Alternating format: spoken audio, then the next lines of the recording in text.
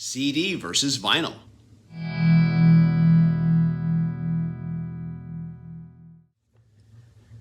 Hey everybody, this is TJR and welcome to another edition of CD versus vinyl.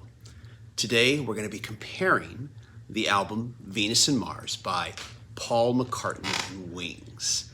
And this was the first Paul McCartney solo album that I ever listened to in its entirety. It's always remained a favorite of mine from his catalog. And little fun fact, believe it or not, I actually heard Paul McCartney and Wings. I should say, I actually heard a full Paul McCartney and Wings song when I was a kid before I ever heard a full Beatles song, believe it or not. And this would have been in my very early days of my youth when I first started listening to music. It was New Year's Eve, and my parents had gotten me a radio. My first radio was an FM/AM radio with a cassette deck connected to it, so I could actually tape songs off the radio. My parents knew that I liked to play with tape recorders a lot. I liked recording things, and I just found them fun. And they figured, yeah, you're probably going to start getting into the radio like your brothers and sisters do, so we figured we'd just get you the radio. There was kind of this resigned attitude about it when I opened up the gift and they explained that reasoning to me. But I was really happy, and I started listening to the radio, and I listened to Casey Kasem's top, I guess it was 100 songs maybe for the year. This would have been very early 70s. I was just a kid, a young teenager probably, still in junior high school. And Casey Kasem played Listen to What the Man Said by Paul McCartney and Wings. And at that age, if you had said the name Paul McCartney, I wouldn't have known who he was. But Casey Kasem explained that he used to be in this band called the Beatles. I had heard of the Beatles, but all I knew about him at that point was that they were four guys in a band that used to sing Yeah, Yeah, Yeah. That's all I really knew about the Beatles at that point. This is TJR, and these videos are made possible by our patron supporters and viewers like you. Become a patron supporter and you'll get your name in the credits and exclusive weekly videos not available on the channel. If you can't be a patron supporter, you can still show your support by clicking like and letting these videos play to the very end. This helps the YouTube algorithm recommend us to more viewers like you. Thanks for your support. Back to the program. So yeah, I heard a Paul McCartney and Wings song before I ever really heard a Beatles song. And of course, that's off this album. And no, I didn't immediately go out and get this album. It was some years later that I would end up getting it. But it's always been a favorite of mine. Now, what I'm holding up here is one of his archive collection re-releases. I don't think these were in celebration of any anniversary. He's just been doing archival re-releases of his earlier albums. And of course, always including a lot of bonus material. I'll show this to you real quick here. This is a three-way fold-out. And you've got, of course, a CD with the album. You've also got a CD with alternate tracks, demos, unused tracks, the usual stuff. It's enjoyable. It's fun to listen to. And, of course, there is a booklet. The booklet is actually stapled into the actual CD package here. You've got lyrics. You've got liner notes. It's been a while since I've actually looked at this here. I think it's mainly just lyrics. Yeah, mainly just lyrics and liner notes. No essays or historical information, anything like that. Still, though, I think it's a great package, nicely made, and it's a really good remaster. Now, I don't have the companion LP release of this, and what I mean is I don't have the actual, the re-release that came out at the same time as this. What I do have, which I only recently picked up at a used record store, is a used 70s pressing of the album. And now this, I bought it really cheap, especially when you consider what vinyl costs these days, even used vinyl, $6.99. But of course you can see a fair amount of wear and tear on the cover. But let's still open this up here. This was the original inner gatefold right here. And here's the original sleeve, inner sleeve. It was cardboard sleeve. Pretty cool looking.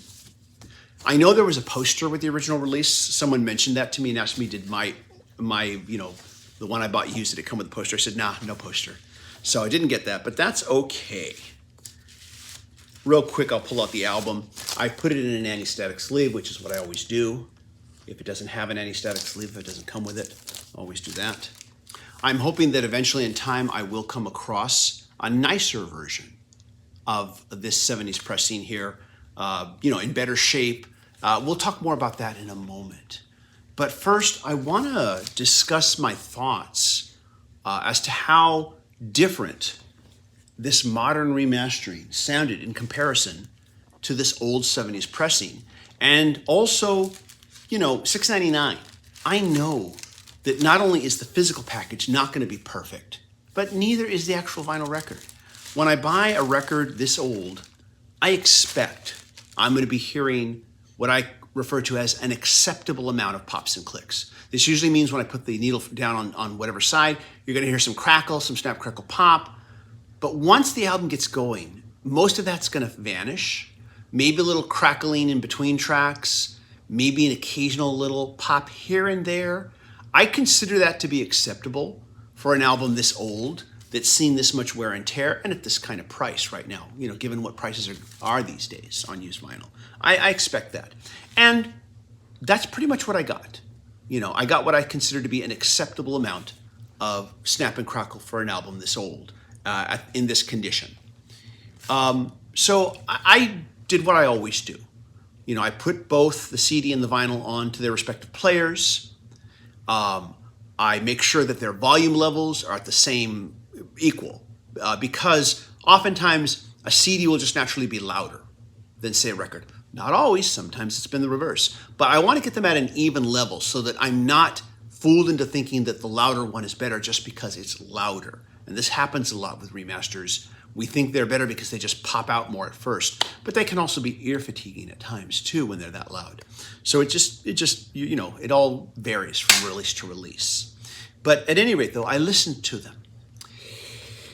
And I did hear a small difference between these two.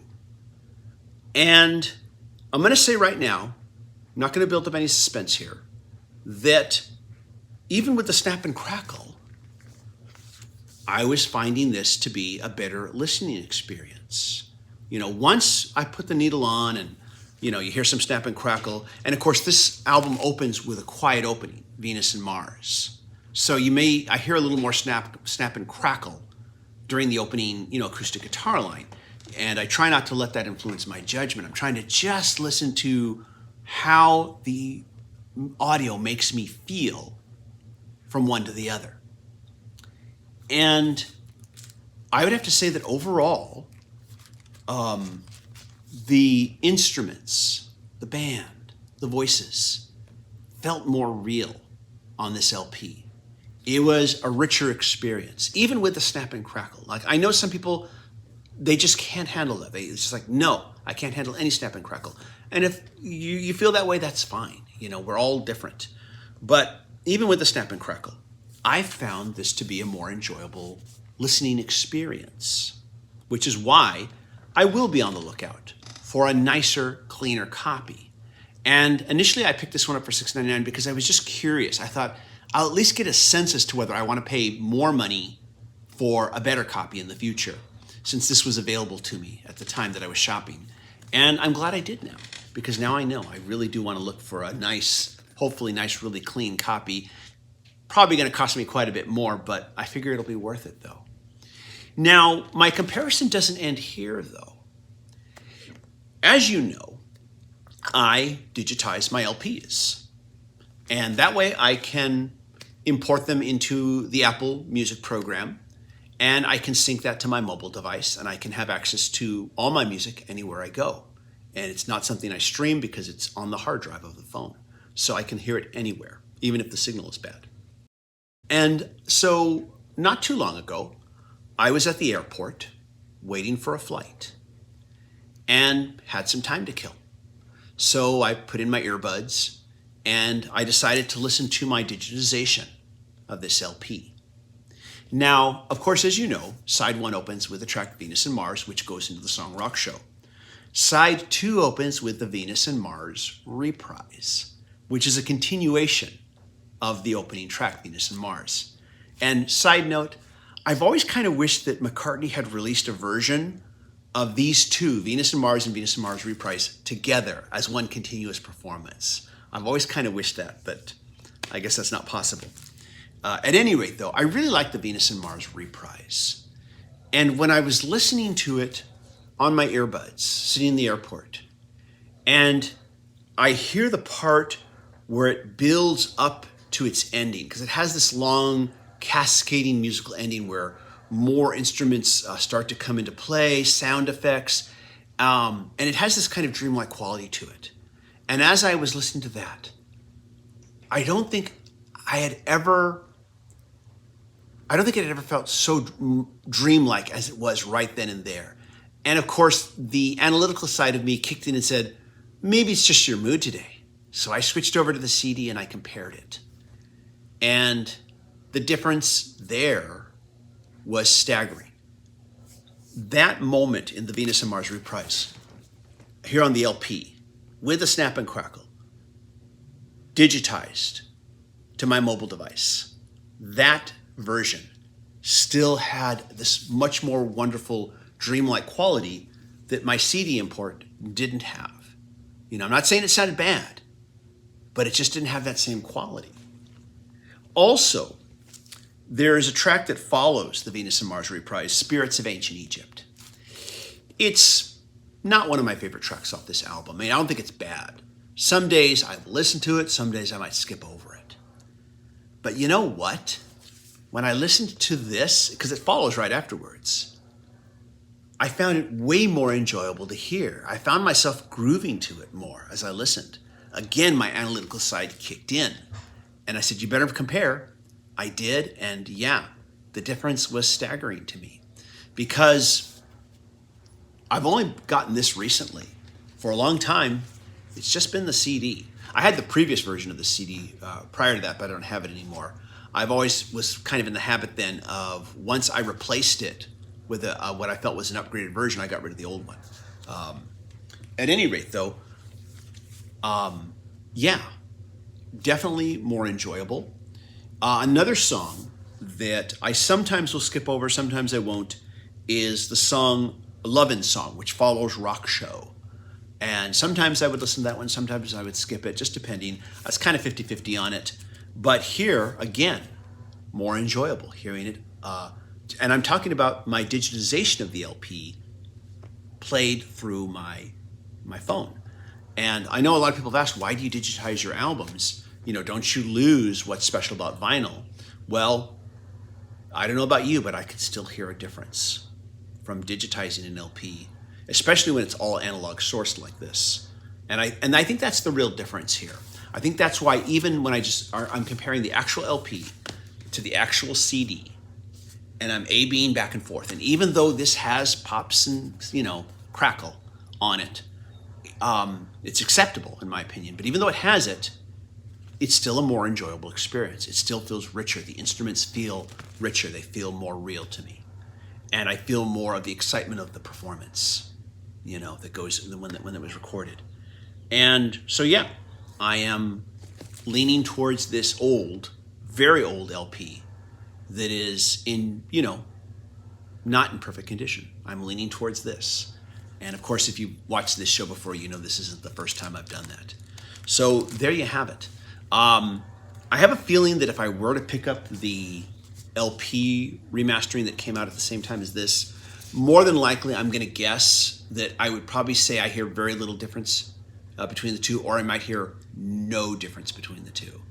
And I might lean more towards the LP or the CD if I do hear a difference, but it's going to be minimal. That's just my guess if I ever listen to it. But let me know what your experience has been. Have you ever experienced the archival re-release CD to the vinyl version of it? Let me know what your thoughts were. I'm just curious to know what you experienced. Or have you, also done a vintage 70s pressing against a more modern CD pressing? And let me know what your experience was with that too. We all hear things differently. We all play things on different systems. We sometimes will EQ things differently. There's so many variables out there, but I still want to know what you think. At any rate, though, that's it for this edition. Everybody, thank you so much for watching. We'll see you in the next episode. Take care. Bye-bye.